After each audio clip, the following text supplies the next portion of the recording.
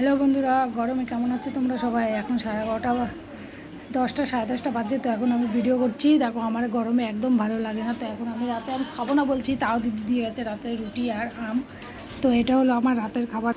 রুটি আর আম আমার ভালো লাগছে না খেতে, তাও গরমের মধ্যে খেতে হবে। দেখো বিছনা এত গরম লাগছে, তাও ইচ্ছা করছে না খেতে কিছু। তো তাও খেতে হবে। দেখো মাথা ব্যথা কিছু, চুল ফুল কিছু আসেনি। সারাদিন আজকে কোনো কাজ করিনি, শুধু এই যে খাবো না ভাবছি, তো খেয়ে নিই। গরমের মধ্যে এত গরম পড়ছে না, কিচ্ছু ভালো লাগে না। তো আজকে গুড নাইট, সবাই ভালো থাকবে, টাটা।